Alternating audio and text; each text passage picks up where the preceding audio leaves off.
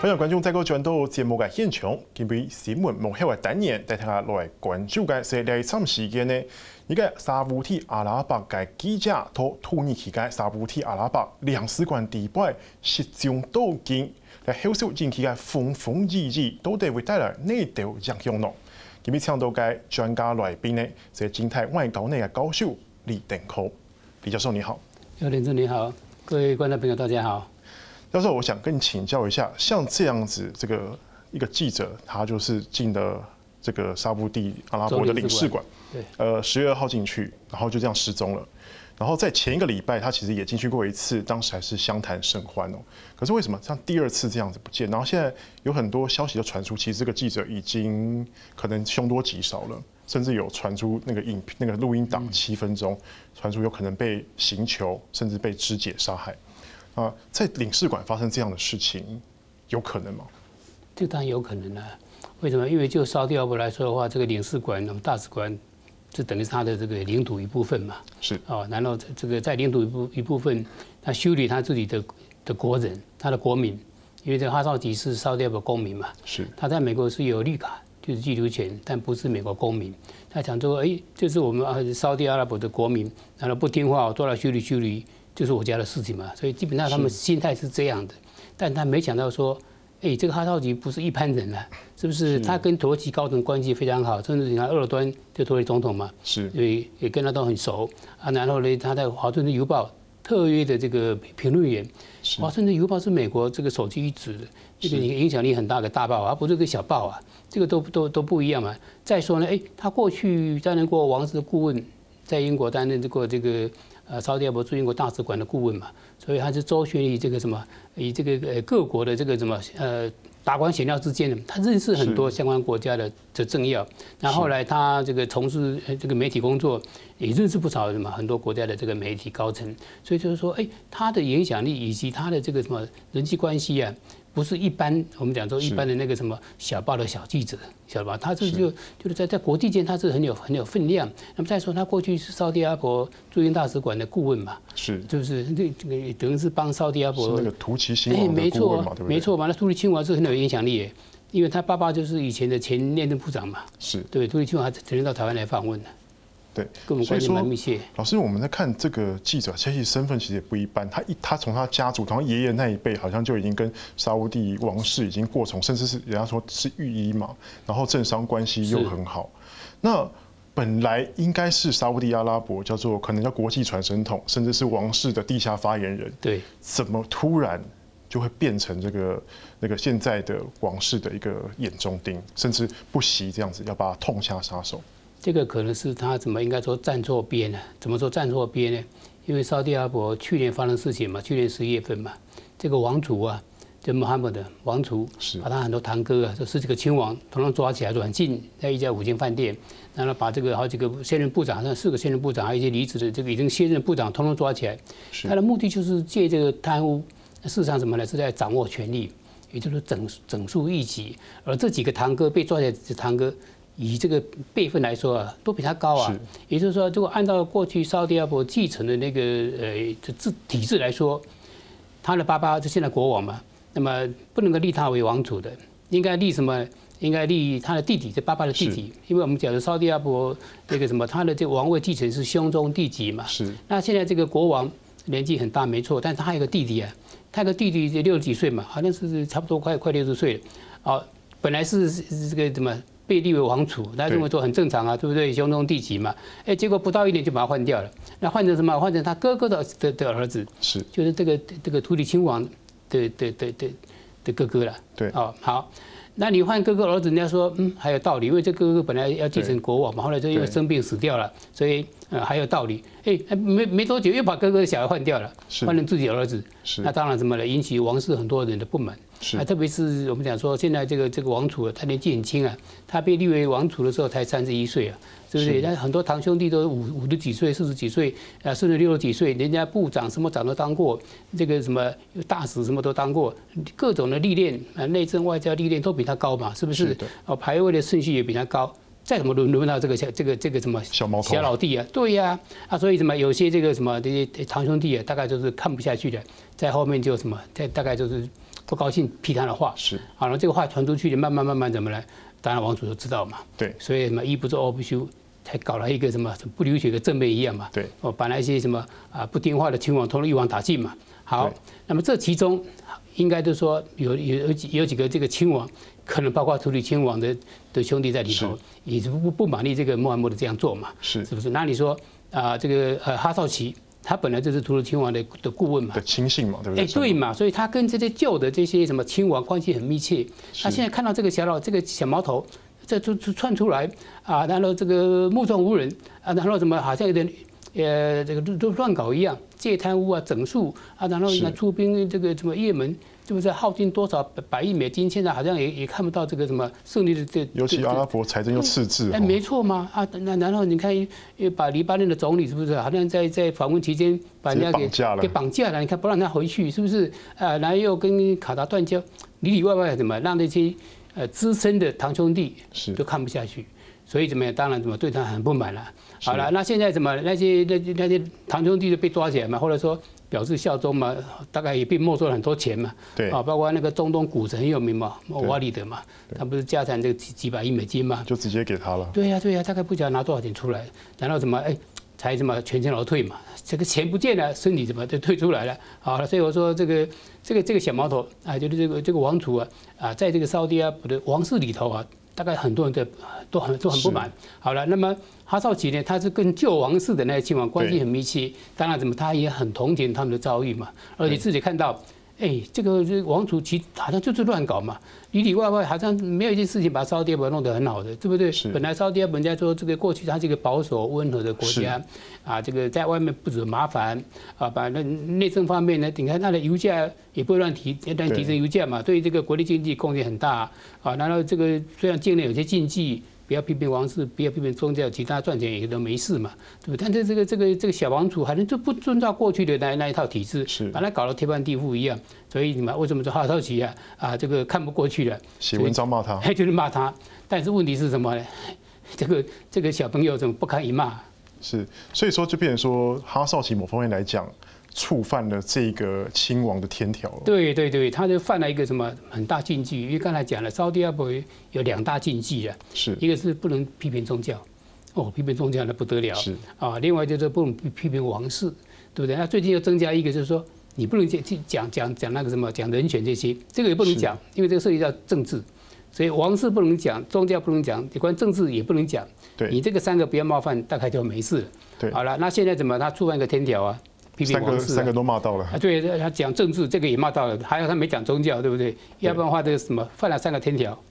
所以说我们现在看到现在这个 MBS 就是穆罕默德汗萨尔曼这位王储，老师你刚刚讲说他的手段非常的毒辣，非常的心狠手辣，但是我们也看到他在国内其实他上台之后，其实有做了很多改革，包括像什么警察要对人民要温和，然后又开放这个女性驾车，然后又希望能够开放电影院，看起来也是一个开明的王储啊。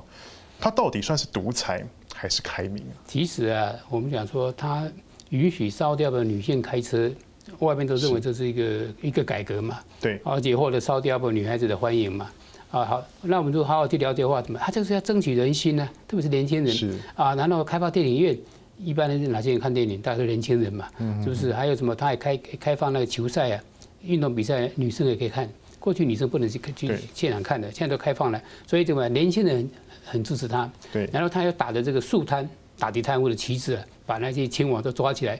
一般老百姓搞不清楚，也认为说，这个打得很好，没错啊，我们国家这个什么经济不好啊，财政不好，搞不好都被那些亲王拿走嘛，而且好像也真的拿很多钱那有的亲王的这个豪宅啊，他们称为小王宫啊，有时候那个房间超100间呢，那个很大很大，都小王宫一样。好，所以他打的这个肃贪，以及做一些改革，让年轻人支持他，所以怎么他在国内这个声望不错，但是主要就是说年轻人支持他，他认为说，因为烧掉的年轻人多数嘛。他们这个30岁以下年轻人在国内人口是算绝对多数本来小朋友很多，年轻人很多所以有时候他不是省油的灯。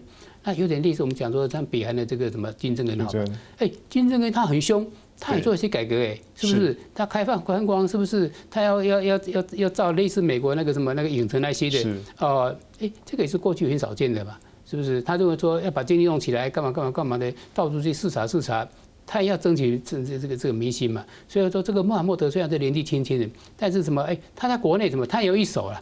也就是争取年轻人的支持，然后扮演改革的形象。他认为什么？这个对他也是加分嘛，的确是加分，没错。甚至国际间有些人也因此认为说，他可以带来改革。是，但如果你好好去了解一下，他这个权力怎么来的，你就晓得说，其实什么，他是破坏体制啊，让沙特阿拉伯将来什么王位继承会有很多问题。是，因为从来没有国王传给自己的，就是说从老王之后都是兄终弟及嘛。对，结果怎么？他打破这个惯例，而且怎么讲？就传给儿子，再怎么传也轮不到他嘛。对不对？他也不是嫡长子啊。所以我们讲说，这个他把沙特阿拉伯王位继承制度给破坏，这个后患无穷啊。这个将来怎么办？是不是？他爸爸年纪很大了，就是那个萨尔曼嘛，是不是？你看看，听说他每天啊，正式上班的时间不能超过3个或4个小时。否则的话就受不了，所以大权就是这个小儿子在掌控，是吧？他现在是等于是实质的这个国王嘛，然后怎么呢？他认为目中无人，那谁都怕他了啊！现在不但说那堂兄弟那些亲王怕他，连宗教大佬也怕他嘞。他对宗教大佬也不客气啊，他说过去这个宗教检察这个权力很大嘛，他说不行，这个权力不能那么大，宗教检察权力要紧缩，搞得很多大佬不高兴了啊，对他有所批评，一样被抓起来呀。所以越认识他的人就觉得这个人其实很恐怖。是，所以就不听他的话，不支持他的话，不支持他的，那就很麻烦了，是不是？所以然后这里回过头来讲，那个什么哈绍基吧，有哈绍基就说这个亲王代表改革干嘛，他不但没事，搞不好回去要关做嘛。是，他就是批评他嘛，说你这个独裁，你破坏这个继承制度，对吧？你出兵这个也门，让我搞得我们国家你看陷了一个无底洞。把他骂成是普丁或者是这种人物。他骂普丁还好，他还骂说这等于是海珊，就是伊拉克的海珊。你说比作海珊他还得了？海珊到后来怎么死的？被吊死嘛，是不是？他才不希望被吊死嘛，所以这个等于是骂到他的痛处了，让他是很难忍受嘛。那讲这个家伙你在国外骂我，好想办法把你弄回来。所以据说这个沙特阿拉伯政府啊，正式非正式透过很多管道跟他接触，希望说哈绍基先生，国家需要你能不能回来沙特阿拉伯，我们政府好好来对待你啊，说不定给你很好位置坐，你赶快回来吧。听说是用这种方式想把他怎么拐回去的，但是哈绍基他知道，他一回去的话大概就怎么凶多吉少。对，没错，所以他不敢回去，他知道这个嘛，但没想到说竟然沙特阿拉伯在土耳其总领事馆也发生这个事情。是，你刚才不讲他去2次吗？对，第一次去他就要办那个什么离婚证明嘛，对不对？大概就是这个什么总领事把他抱回去，说这个家伙什么已经到这边来了，所以怎么样啊？他赶快这个通知回去，那什么这个沙特阿拉伯相关的部门大概就怎么样？设了一个圈套一样，说好，跟他说什么来，我们就怎么准备，所以他们是这样的。所以说他进了这个总领事馆，就等于上了这么一个圈套啊。然后呢，沙特阿拉伯认为说，这个总领事馆是我的国土嘛，他是我的国民嘛，他不听话修理他有什么不对？但没想到什么刚才说的，他不是一般的记者，而且什么你在土耳其是大国是，你们在非洲小国家搞不好就抽掉了，对不对？在土耳其是大国，而且土耳其跟沙特阿拉伯关系最近怎么样？也有很多摩擦嘛，是，对不对？所以土耳其想利用这个机会来修理沙特阿拉伯嘛，对不对？好，老师谢谢。咱先比上半场来讨论，下半场的技术来关注一个记者的实践为了国际上带来内调可能的改变，你看了后技术来关心。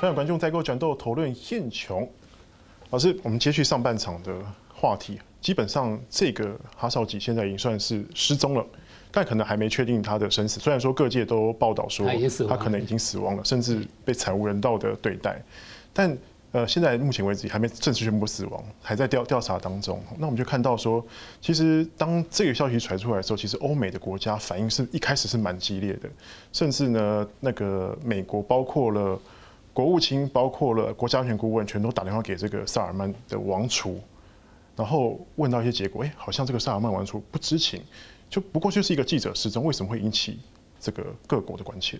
是啊，刚才我们提到，就是因为这个哈绍奇，他在美国的顶尖的报纸《华盛顿邮报》担任这个特别评论员，《华盛顿邮报》影响力很大哎。我们讲说美国白宫、美国川普，他看了报纸，每天那么忙，他没有看几份呢。但是《华盛顿邮报》他一定看嘛，《纽约时报》他一定看嘛，大概是这2个啊。所以这2家报纸这个影响力也不只是在美国，在国际间都有很大影响力。好，那另外我们在西方国家，特别是美国，我们知道媒体是第4权哎。是，对不对？你把一个知名的记者，国际间那么有名的一个记者啊，然后怎么把他这个等于是弄进来，把他做掉，而且是非常不人道的方式把他给分尸，因为目前的这个什么土耳其提供证据大概是这样嘛，对不对？你看惨叫声音都被录下来，是不是？那活活的被切割嘛？你看，所以我说这个非常残忍啊！哈，所以刚才讲了这个，你这个什么对一个记者。这个知名的一个大报的一个特约这个评论员，你这样一个惨无人道的待遇，而且你又在一个外国，在土耳其，是不是进行这样的一个摩擦行为？他呢怎么让这些比较重视这个人权的国家是无法忍受嘛？是对不对？我们讲说川普这个见到修理美国媒体，但他也必须站出来啊，对不对？要不然的话怎么他在美国大概是被骂死一样嘛？是不是？所以我们讲说西方国家这些重视人权的重视舆论的这些国家。没有一个国家可以接受吧？是不是？所以我说这个为什么哈绍奇事件风波那么大啊？这是当然第一个原因嘛。那第2个原因呢？土耳其、美国、沙特阿拉伯，这个3边关系最近是蛮错综复杂的。是啊，特别是这个我们讲说，沙特阿拉伯跟卡达断交之后啊，对，然后土耳其全力挺那个卡达嘛，是，所以沙特阿拉伯跟跟土耳其关系就其实不太好，就不正常，而且土耳其甚至还派兵到卡达去，你晓得吗？那这整个是什么？是拉这个沙特阿拉伯的后台嘛？也就是说完全挺那个卡达来对抗沙特嘛？所以让沙特这个土耳其很感冒，也很不满，对吗？那现在很不巧事情发生在土耳其境内，对不对？那土耳其就说你怎么在我境内做这种事情？是不是这个情况？固然说总领事馆是你的领土没错，但是这个是在我家里耶。是不是这个情况？那所以我们想说，影响到沙特阿拉伯跟土耳其的关系啊，那也影响到美国跟沙特，就是说，川普跟他的女婿库兹纳，跟这个王储关系非常好啊，所以你看这个王储在川普当选之后，他就到白宫去访问嘛，有很多生意往来，对嘛然后这个库兹纳马上就跟这个穆罕默德达成很好的军火协议嘛，就是他要购买$1000多亿的这个军火，而且未来几年之内加购到3000多亿，加起来大概4000多亿美金的军火买卖，所以让这个川普很高兴啊，也欣然就任之后第一次出访就访问沙特阿拉伯，打破很多惯例啊，所以让这个穆罕默德跟川普以及这个库兹纳个人关系或家族关系非常密切，紧密连接。对，然后不但紧密连接，甚至也有媒体这个爆出来，就说好像库兹纳的这个这个公司跟穆罕默德也有某些生意往来，这个问题就比较麻烦了，对不对？因为你是这个美国总统的高级资深顾问，你这个时候怎么利用公家这个往来，然后怎么从事私人事情？所以在美国国会好像也有民主党议员提出来要去调查。好了，所以我们看看这个也让这个川普为了这个事情很头痛嘛。他想说，我跟这个国王沙特国王关系不错，跟他的儿子准国王关系又那么好，将来我跟沙特的关系还有话说吗？对不对？好，那哪一天我总统不干的话，我的事业也方便嘛，对不对？没错啊，所以一直想要跟沙特这个王室维持很好关系。那现在这个搞得他很伤脑筋嘛，所以对这个美国跟沙特的关系当然造成很大冲击嘛。好了，另外这是美国跟土耳其关系。美国跟土耳其关系过去几年就是因为美国批评这个土耳其人权不好动不动抓那些异议分子包括抓很多媒体嘛，封闭这个把人家电视台关起来然后把这个教授校长通通给解职，也搞得这个美国跟土耳其关系很不好。那特别是土耳其就一直抱怨这个川普或者是美国包括这个奥巴马政府庇护躲在美国的一个土耳其异议人士，一个重要大佬。好了。那同样的，美国也抱怨这个土耳其政府你怎么关我一个神父，美籍神父嘛，最近才放出来嘛，对不对？关了2年多嘛，这川普讲了嘛，你不放出来给你好看，所以去年为什么说土耳其里拉大跌？那就是美国对土耳其制裁嘛。你看土耳其是北约美国的盟邦嘛，对不对？美国在土耳其还有制裁自己的盟邦，对啊，很大军事基地嘛，还制裁自己盟邦，那你说怎么？当然，俄罗斯很愤怒嘛，所以他还想要什么要报仇啊，所以这个关系搞得很不好。那最近好不容易把那个美国牧师放出来，对啊，那么川普当然很高兴嘛，认为说你看他的功劳是啊，加上这个事件的话，怎么呢？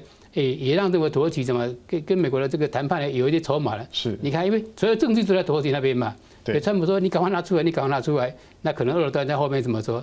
那你要做哪些让步才让你知道类似这样的？所以我说这个事件为什么那么错综复杂，而且怎么成为国际重大事件，就涉及到几个重大国家关系。老师，那另外我们还有看到说，像这次川普其实一开始的态度是很强硬，可是最近趋缓了，甚至说我们要等调查结果才能绑这个沙乌地定罪，而且他也强调说这位王储并不知情。他这样态度改变，是不是其实这个沙烏地阿拉伯也掌握了美国在某方面来讲掐住他的脖子？可能这个有些这个筹码让美国不得不重视。那么川普自己讲了嘛，他至少我跟这个沙烏地阿拉伯之间有1000多亿美金的军火买卖交易嘛。他如果说这个关系不好，他拉倒不买了，那我这1000多亿就赚不到了。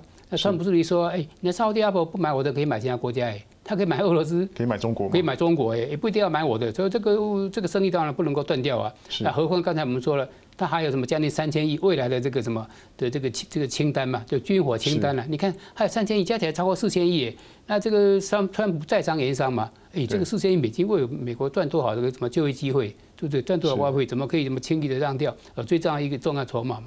那刚才我们也提到了，他的女婿川普女婿库兹纳，是他在美国生意很大，房地产做很多，是不是？那好像说有些房地产就卖给这个穆罕默德，是不是？那或者说他现在没卖，但将来怎么可能怎么那可以买很多？也就是说生意上合作很多。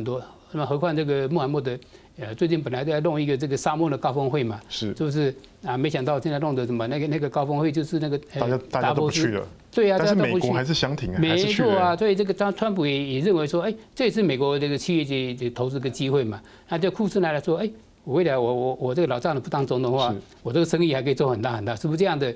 也是在商言商嘛。所以就是说，就川普来说，维持跟这个穆罕默德的这个什么紧密的关系，对他是什么？这好像一本万利一样。那何况美国为了对抗伊朗，你需要沙烏地阿拉伯合作嘛，所以这个又给沙烏地阿拉伯一个筹码。所以沙烏地阿拉伯最近讲得很凶悍，他说：“你制裁我的话，我告诉你，我搞不好跟伊朗和解啊，是不是？这个跟踩到美国的痛脚一样的。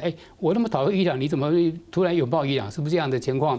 啊，那美国在中东地区那反恐，他需要沙烏地阿拉伯合作啊。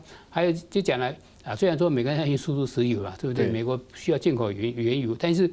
沙烏地阿拉伯是全世界原油蕴藏量最多的国家，也是什么输出最多的国家啊。如果说沙烏地阿拉伯火大了，把这个原油啊这个输出那么砍半，那当然国际油价也会上涨了。这不一定像沙烏地阿拉伯所讲的说涨到1桶400美金了，但是对油价的波动影响到国际经济，那你说对川普的经济政策当然也不好嘛，是不是？所以我们讲说，沙烏地阿拉伯再怎么说，他也有一些筹码不是没有。那就川普来讲的话，权衡轻重。最好把这个事情看能不能做某一种的解决，对不对？让这个大家有台阶下。那但是怎么沙烏地阿拉伯呢也得到一个小小教训，以后不要犯错。这个可能是他的一个立场，但是这个立场目前在国际间仍然不接受嘛，对不对？在美国国内，你看，包括共和党的重量级参议就怎么样，就指控这个沙烏地阿拉伯，要求沙烏地阿拉伯这个王子干脆退位算了。你根本就没办法这个怎么接班。他认为说，我们美国要求什么跟沙烏地阿拉伯政府。国与国的关系不是跟一个王族，更不是一个跟王族的关系，要不然这样的问题很头大。所以这个川普现在也面临很大压力。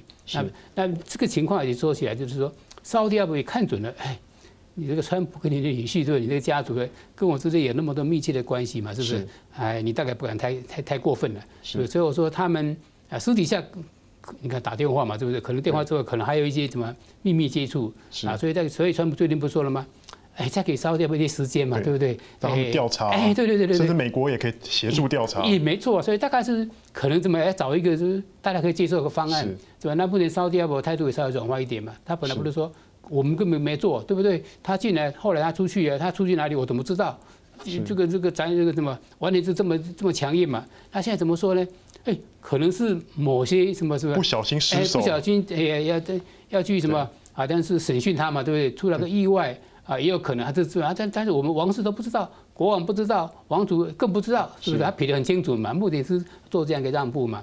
啊，但是你看《纽约时报》不是把照片看出来吗？对，因为沙特阿拉伯就在那个哈绍奇啊遇害前一天。